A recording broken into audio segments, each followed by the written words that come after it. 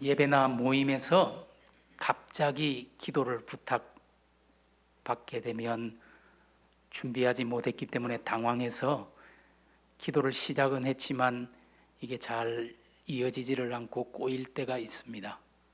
그래서 그렇게 익숙한 기도 끝에 붙이는 예수님 이름으로 기도드립니다 라는 말도 생각이 나지 않아서 우물거리다가 그냥 아멘으로 끝맺는 경우도 있죠. 혹시 여러분도 그런 경험이 있는지는 모르겠습니다.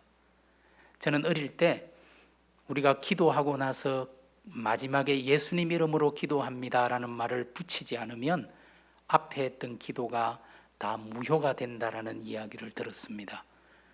그래서 예수님 이름으로 기도합니다 라는 말이 없는 기도를 들을 때 좀 찜찜한 마음이 있었어요. 하지만 생각해보면 찜찜할 이유가 없다고 생각합니다. 왜냐하면 하나님은 우리가 구하기 전에 우리의 기도를 아시고 우리 마음의 생각과 뜻을 감찰하시는 분이시기 때문이죠. 뿐만 아니라 우리 주님께서 제자들에게 주기도문을 가르치실 때 주기도문 마지막에 예수님 이름으로 기도합니다 라는 것을 붙여야 된다고 가르치지는 않았습니다.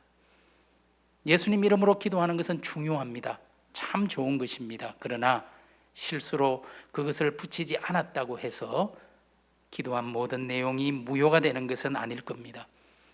새신자들을 가르칠 때나 혹은 교회 학교에서 아이들을 가르칠 때 기도에 대해서 가르치면서 기도는 액처, 사도행전을 영어로 액처라고 하죠. ACTS로 기도하면 된다 이렇게 가르칩니다. A는 하나님을 경배하고 찬양하는 거죠.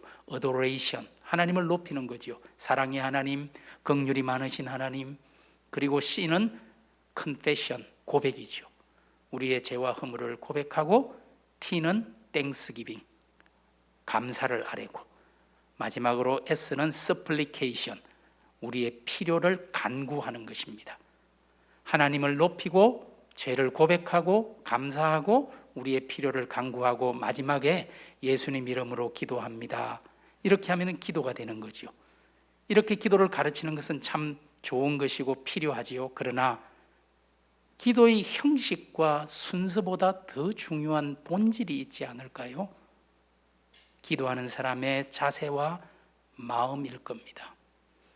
우리가 정말 하나님에 대한 뜨거운 마음을 가지고 아버지 한마디만 한다면 우리 하나님은 우리 마음을 아시고 우리 기도에 응답해 주실 겁니다. 형식보다 중요한 것이 내용입니다. 기도의 순서보다 기도의 본질이 더 중요합니다. 오늘 우리 본문 마가복음 보시면은 마가복음은 11장부터 15장까지 5장에 걸쳐서 예수님의 마지막 한 주간, 우리가 흔히 고난주간이라고 말하는 그 주간에 일어났던 이야기들을 기록하고 있습니다. 오늘 우리가 읽은 본문 바로 앞에 보시면 예수님께서 종려주일에 예루살렘으로 들어오셨다가 그 저녁에 예루살렘 인근에 있는 베다니라는 마을, 나사로, 마르다, 마리아가 사는 베다니 마을에 가서 주무시고 그 다음 날 월요일 아침에 다시 예루살렘으로 들어오면서 일어난 이야기가 오늘 본문의 이야기입니다. 고난주간 월요일 날 무화과 나무를 저주하는 사건이 있었고 이스라엘의 성전을 청결하게 하시는 사건이 있었다고 마가가 기록해 주고 있는 것이죠. 이 이야기는 얼핏 보아서 이해하기가 참 어렵습니다. 예수님께서 과연 자기가 먹을 열매가 없었다는 이유 때문에 멀쩡한 나무를 저주하여 죽게 했을까? 더욱이 13절 하반절에 보시면 이때는 무화과의 때가 아니었다라고 기록하고 있죠. 그런데 왜 예수님은 무화과 나무를 저주해서 죽게 했을까요? 우리 예수님께서 자신의 능력을 이렇게 죽이는데, 저주하는데 사용한 적이 있었던가요? 주님은 언제나 살리고 일으키고 회복시키는데 주님의 능력을 사용하셨지 저주하여 죽게 하는데 능력을 사용하신 적이 없습니다. 얼핏 생각나는 이야기, 마가복음 5장에 보면은 군대 귀신 들린 한 영혼을 살리기 위해서 그 사람 안에 있는 군대 귀신을 나오라고 명하시고 돼지떼에게 들어가게 하셔서 그 돼지떼가 갈릴리 호숫가로 달려들어서 2,000마리나 되는 돼지떼가 죽은 일이 있긴 합니다. 그러나 그것은 천하보다 귀한 한 영혼을 살리기 위한 것이었으니 오늘의 이야기와는 질적으로 다르다고 할 것입니다. 그러면 왜 주님이 무화과나무를 저주하여 죽게 했을까요? 먼저 이스라엘에서 자라는 무화과나무에 대해서 생각해 봅시다. 이스라엘의 무화과나무는 대개 6월절부터 10월까지, 다시 말하면 3월 말부터 10월까지 여러 차례에 걸쳐서 열매를 맺습니다. 그 중에 정말 잘 익어서 맛있는 무화과는 6월 이후에 맺는 열매입니다. 그것을 히브리 말로 테에나라고 부릅니다. 잘 익은 무화과 열매를 테에나라고 하지요. 그런데 6월절, 오늘 우리 예수님께서 고난주간은 6월절을 지키기 위해서 예루살렘에 올라가신 것이니까 6월절쯤 되었을 때 초창기에 맺는 무화과나무는 시고 풋풋해서 그렇게 맛이 있지는 않습니다. 이것은 테에나라고 부르지 않고 다른 낱말로 말합니다. 파게라는 단어가 있어요. 아마도 마가가 13장 13절에서 무화과의 때가 아니었다라고 말한 것은 테에나의 때는 아니었다라고 말한 것으로 이해할 수 있을 것입니다. 하지만 유대인들은 6월절 즈음에서도 풋 열매인 파게를 따서 먹곤 했던 것입니다. 더욱이 무화과나무는 잎과 열매가 동시에 열리고 맺히는 나무입니다. 오늘 주님이 보니까 잎사귀가 무성한 무화과나무를 보셨습니다. 당연히 열매가 있을 것이라고 생각할 수밖에 없지요. 잎과 열매가 같이 맺히는 것이 이 나무니까요. 그런데 가까이 가서 보니까 열매가 없는 것입니다. 무언가 조금 이상한 나무인 것 같아요. 그렇다고 해서 그것만으로 주님이 이 나무를 저주했다는 것이 완전히 납득되지는 않습니다. 이 나무 이야기는 상징적이고 예언적인 의미와 함께 읽어야만 이해가 되는 것이죠. 이 무화과나무, 잎사귀는 무성하지만 열매는 없는 이 무화과나무는 바로 이스라엘의 성전 종교를 말하고 있는 것입니다. 겉모양은 번드르르하지만 그 속에 본질을 잃어버리고 알맹이를 잃어버린 교회 성전, 화석처럼 굳어진 율법만 남아있고 정말 갖추어야 할 믿음과 소망과 사랑은 찾을래야 찾을 수가 없는 성전을 비유하여 열매 없는 무화과나무에 빗댄 것입니다. 그것을 우리가 보다 분명히 알 수 있는 것은 오늘 본문의 구조를 보면 더 쉽게 납득이 되죠. 오늘 우리가 읽은 본문 11장 12절에서 14절까지 무화과나무를 저주하는 이야기가 기록이 됩니다. 그리고 15절부터 19절까지는 성전을 청결하게 하시는 이야기가 기록됩니다. 그리고 20절부터 다시 그 이튿날 무화과나무가 말라 죽은 것을 보고 예수님과 제자들의 이야기가 이어집니다. 다시 말해서 무화과나무 이야기, 성전 청결 이야기, 다시 무화과나무 이야기죠. 샌드위치 구조로 되어 있는 것을 보실 수 있습니다. 마태복음 21장에서는 이 두 이야기를 그저 병렬적으로 기록했지만 마가는 의도를 가지고 샌드위치 형식으로 기록했습니다. 왜 그렇습니까? 무화과나무 이야기와 성전 청결 이야기가 다른 이야기가 아니고 서로 밀접하게 연결되는 이야기라는 것을 말해주는 것이죠. 잎만 무성하고 열매 없는 무화과나무가 저주를 받는 것처럼 외양만 그럴듯하고 속은 썩어 있는 이스라엘의 성전은 예수님으로부터 버림을 받을 수밖에 없다는 사실을 말하고 있습니다. 참으로 두려운 말씀입니다.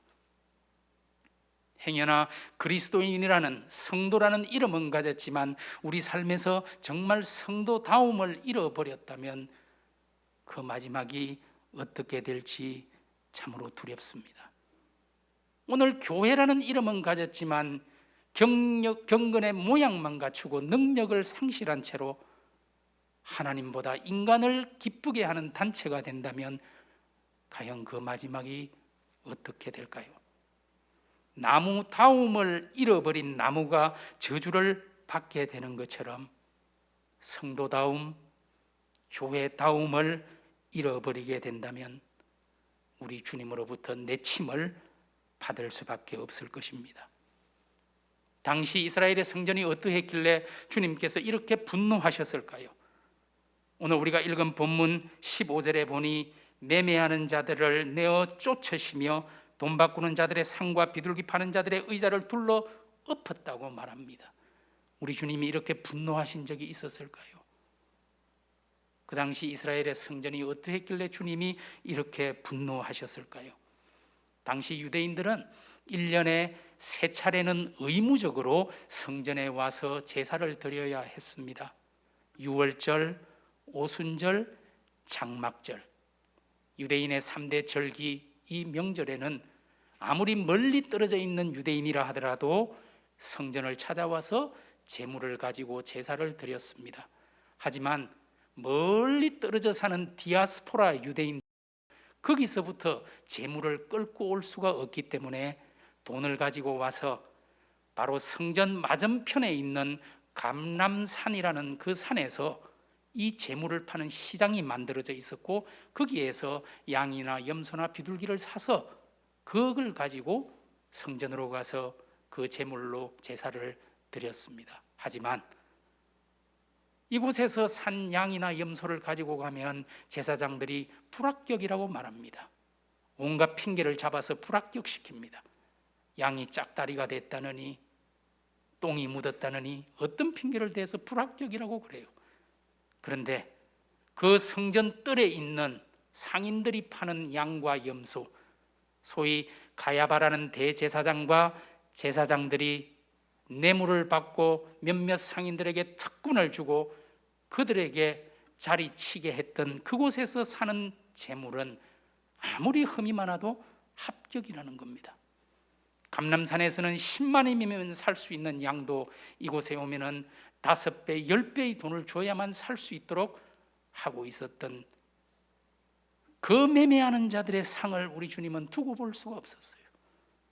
내 집은 만민의 기도하는 집인데 너희들이 장사치들의 소굴로 강도의 구렬로 만들어버렸다. 주님이 분노하실 수밖에 없었습니다. 유대인들은 성전에 올 때 출애굽기 30장에 있는 율법에 따라서 반세겔의 성전세를 납부해야 합니다. 성전세는 세겔로 납부하게 되어 있습니다. 그래서 먼 땅에 사는 유대인들은 자기가 사용하는 돈을 가지고 와서 세겔로 환전을 해서 그것으로 성전세를 납부했습니다. 이때 돈 바꾸는 환전상들이 또다시 착취하고 노략질하는 횡포를 부렸습니다. 지금으로 말하면 1달러를 주면 1,100원을 줘야 할 때인데 100원이나 200원만 주고 노략질을 하기 시작했던 겁니다. 오늘 우리 주님께서 매매하는 자들과 돈 바꾸는 자들의 상을, 의자를 둘러 엎으시고 성전에서 쫓아내셨던 그 이유가 바로 이런 데 있었습니다. 몇몇 사람의 이속을 차리기 위해서 성전이 이렇게 이용된다면 그것을 어떻게 더 이상 성전이라 부를 수가 있겠습니까?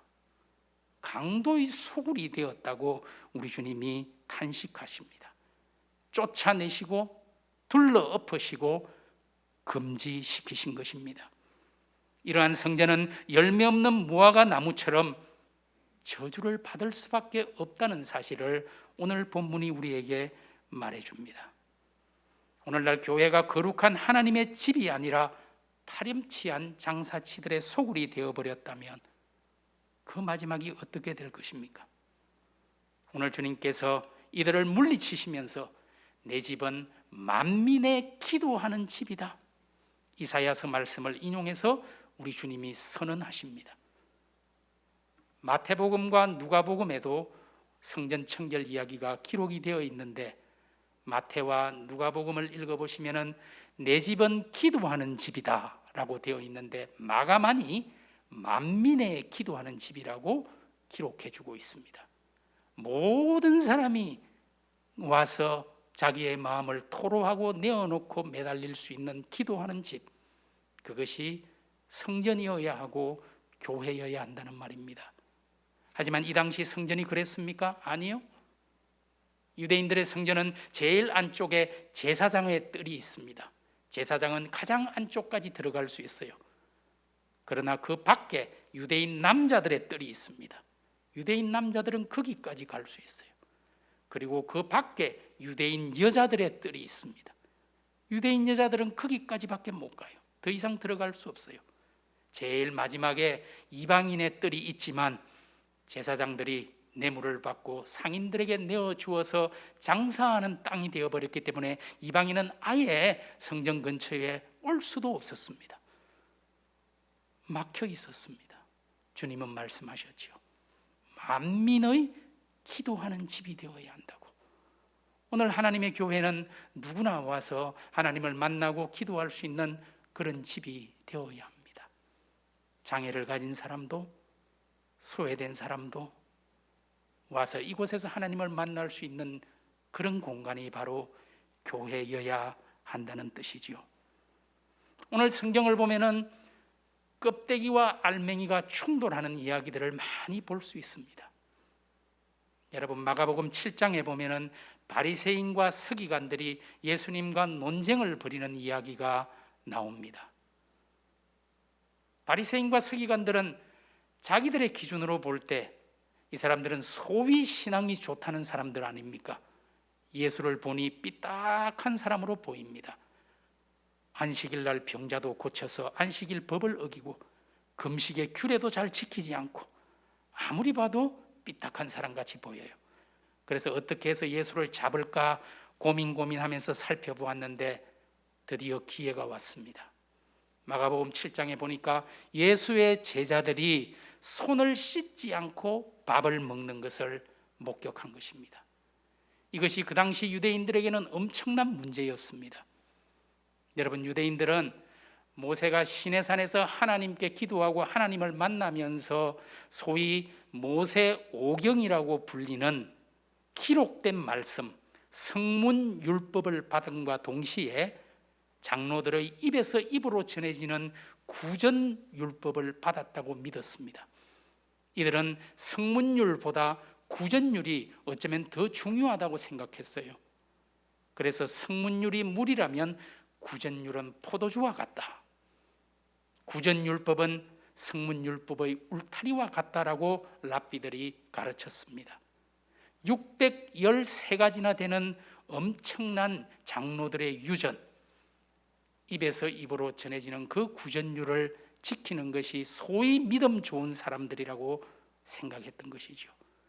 그 구전율 중에서 중요한 것 중에 하나가 바로 손을 씻고 식사해야 한다는 것입니다. 이것은 유대인들에게는 돼지고기를 먹지 말아야 한다는 것만큼이나, 아니 그보다 더 중요한 율법이었습니다. 그래서 마가복음 7장을 보시면 이 사람들은 식사 전에 항상 손을 씻었어요. 그 장로들의 유전을 지키기 위해서 시장에 다녀오면 목욕을 했습니다. 왜? 이방인들과 접촉해서 부정해질 수 있기 때문에 그렇지요. 자기들의 그릇과 접시를 늘 주기적으로 닦았습니다.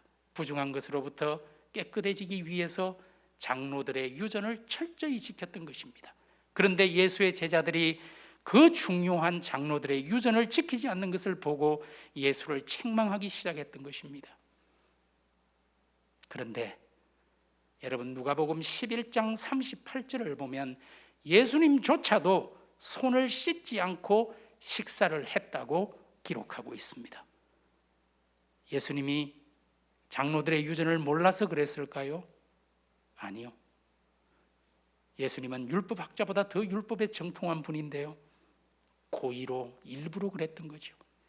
손을 씻는 것은 참 중요하고 좋습니다. 특히 이런 코로나 시대에 우리가 얼마나 이제 손 씻기가 숙달이 되었습니까? 저도 여러분도 손을 꼭 씻고 식사하면 좋겠어요. 그러나 그것보다 더 중요한 것이 있다고 주님은 말하는 겁니다. 껍데기보다 더 중요한 본질이 있다고 말하는 거예요. 우리가 조금 더러운 손으로 먹는 것이 나를 더럽히는 것이 아니라 우리 속에서 나오는 것이 나를 더럽힌다고 주님은 가르칩니다. 여러분, 마가복음 말씀, 마가복음 7장 15절과 16절에 바리새인과 서기관을 향해서 우리 주님이 말씀하십니다. 무엇이든지 밖에서 사람에게로 들어가는 것은 능히 사람을 더럽게 하지 못하되 사람 안에서 나오는 것이 사람을 더럽게 한다고 말입니다. 여러분, 우리 속에서 나오는 것이 무엇입니까? 그 뒤에 있는 7장 21절과 23절의 말씀입니다. 곧 사람의 마음에서 나오는 것은 악한 생각, 곧 음란과 도적질과 살인과 간음과 탐욕과 악독과 속임과 음탕과 흘기는 눈과 해방과 교만과 강패니 이 모든 악한 것이 다 속에서 나와서 사람을 더럽게 하느니라. 오늘 우리가 어떻게 해야 거룩한 성도가 될 수 있나요? 우리의 속마음을 새롭게 해야죠. 손을 씻는 것보다 더 본질적으로 우리 마음을 정결하게 씻어야 할 것입니다. 오늘 행여나 우리들도 신앙의 알맹이는 다 잃어버리고 껍데기만 붙들고 그것이 좋은 신앙인 양, 마치 그것이 하나님을 기쁘게 하는 것인 줄로 착각하는 바리새인들은 아닌지 생각해 보게 됩니다. 여러분, 바리새인들은 그 당시에 좋은 신앙인으로 존경받는 사람들이었죠. 일주일에 며칠씩 금식하고 하루에 몇 차례씩 정해서 기도하고 우리가 감히 넘볼 수 없는 신앙을 가졌던 그 사람들이죠. 그러나 주님께서는 바리새인과 서기관들을 향하여 외식하는 자들아, 위선자들아 책망하십니다. 외식하는 자, 위선자라는 것이 무엇입니까? 겉과 속이 다르다는 것입니다. 겉으로는 하나님을 높이는 것 같지만 실제 알맹이가 없습니다. 입술로는 열심이지만 마음은 하나님에서 멀어졌다는 것입니다. 오늘 우리의 신앙생활도 혹시라도 알맹이는 없고 껍데기만 화려하다면, 열매는 없고 잎사귀만 화려한 무화과나무같이 된다면 우리는 하나님을 속이는 위선자들이 되고 말 것입니다. 여러분, 위선자라는 말의 본래 뜻은 배우라는 뜻입니다. 배우는 겉과 속이 다를 수 있죠. 겉으로는 슬픈 일이 있어도 또 속으로는 기쁜 연기, 서로 연기가 마음과 다를 수 있죠. 바리새인이 바로 그렇다는 것이죠. 오늘 주님이 책망하시는 위선자, 외식하는 자, 행여나 우리의 모습이 아는지 참으로 두렵습니다.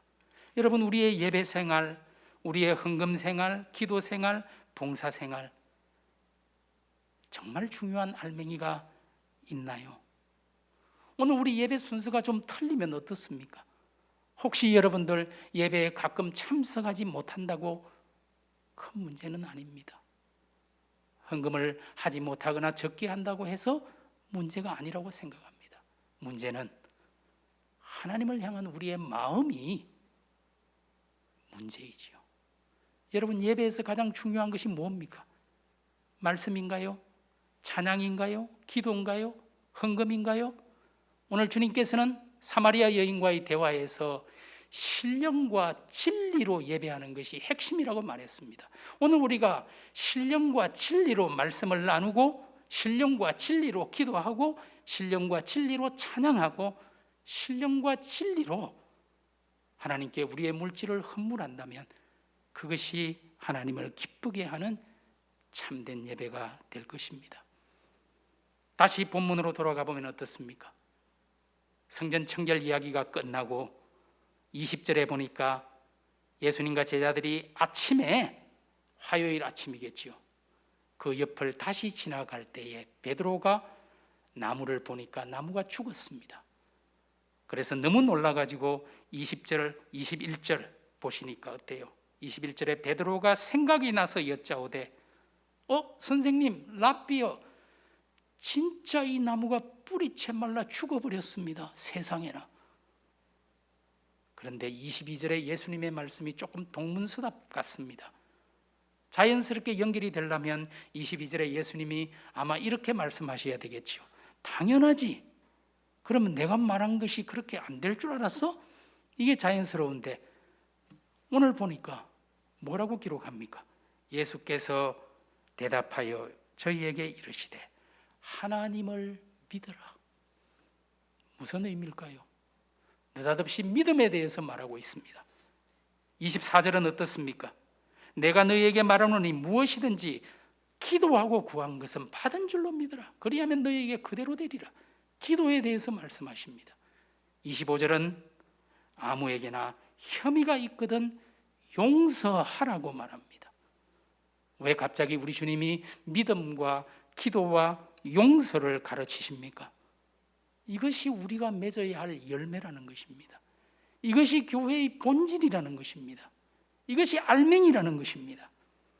잎사귀만 무성한 나무, 형식만 남은 성전이 되지 말고 믿음과 기도와 용서의 열매를 가진 제자들이 성도가 교회가 되라고 오늘 우리 주님께서 말씀하십니다.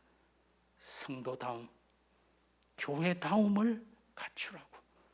너희 안에 믿음과 기도와 용서의 능력을 가지라고 말합니다. 혹시 태산보다 무거운 산이 여러분 앞을 가로막고 있다고 느낍니까? 그 산도 옮길 수 있는 믿음의 사람들이 되기를 원합니다. 교회는 믿음의 공동체여야 합니다. 세상의 법칙에 따라 사는 공동체가 아니라 하나님을 믿어라. 믿음의 공동체여야 합니다. 교회는 기도의 능력을 체험해야 합니다. 무엇이든지 믿고 구하는 것은 그대로 될 것이다. 이 기도의 체험과 경험이 우리의 삶을 바꾸고 우리의 삶을 신명나게 만들어줄 것입니다. 교회는 용서하는 사랑의 공동체여야 하지요. 저는 가끔 생각합니다. 왜 예수님께서 제자들에게 70번씩 7번이라도 용서하라 말했을까? 그들을 위해서였던가요? 예, 그럴 수도 있죠. 그러나 먼저는 나를 위해서 용서하라고 말합니다. 우리 마음 가운데 미움을 품고 분노를 품고 있다면 먼저 우리가 무너질 수밖에 없어요. 우리의 영성은 다 황폐해지고 말 겁니다. 그렇기 때문에 나를 살리기 위해서 주님은 용서하라고 말씀하십니다. 관계에 불편한 그런 것들이 있습니까? 주님이 말씀하시잖아요. 용서하라고. 아무에게나 혐의가 있거든 용서하라고 말합니다. 우리가 너무 오랫동안 길들여져 왔던 형식과 껍데기에서 이제 벗어나서 참 믿음과 기도와 용서의 열매, 그 능력을 회복할 수 있기를 원합니다. 우리 교회가 만민이 기도하는 하나님의 집이 되기를 원합니다. 이제 성도다움, 교회다움을 회복하고 본질에 충실한 교회, 우리 기쁜 소식 교회가 그러므로 주님을 기쁘게 하는 하나님의 기쁨과 하나님의 자랑이 되는 믿음의 공동체, 기도의 공동체, 사랑의 공동체 되기를 주님의 이름으로 간절히 축복합니다.